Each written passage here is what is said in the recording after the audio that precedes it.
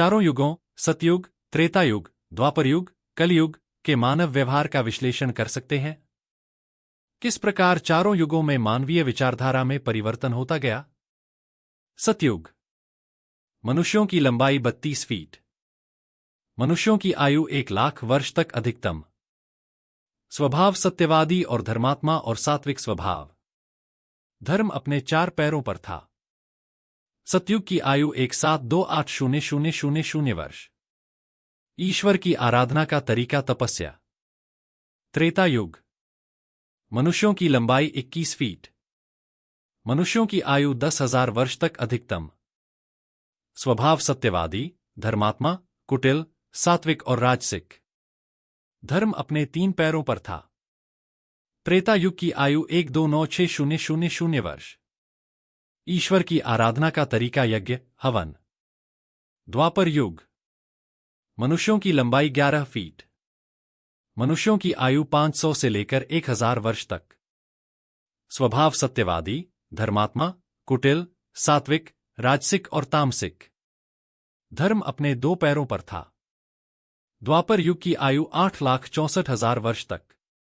ईश्वर की आराधना का तरीका सेवा और विग्रह सेवा। कलयुग, प्रथम 10,000 वर्ष। मनुष्यों की लंबाई 6 फीट तक। मनुष्यों की आयु 100 वर्ष तक। मनुष्यों का स्वभाव राजसिक, तामसिक। धर्म अपने केवल 1 पैर पर है। कलयुग की कुल आयु 4,32,000 वर्ष तक, जिसमें से 5,000 वर्ष बीत चुके हैं। ईश्वर की आराधना का तरीका नाम जप, निरंतर ईश्वर का नाम स्मरण करना। घोर कलयुग। मनुष्यों की लंबाई 3 फीट से लेकर धीरे धीरे 4 इंच तक होगी। धर्म का नाम नहीं होगा। मनुष्यों का स्वभाव केवल और केवल तामसिक। मनुष्यों की आयु 12 वर्ष तक। मनुष्य का काम वासना और भूख की अधिकता के कारण विनाश होगा और एक समय मनुष्य ही मनुष्य को खाना शुरू कर देगा।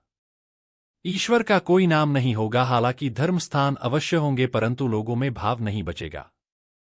लोग भूत प्रेत की बाधाओं से ग्रसित होंगे और मनुष्य उन्हीं की तरह व्यवहार करेगा। नकारात्मकता की अधिकता होगी।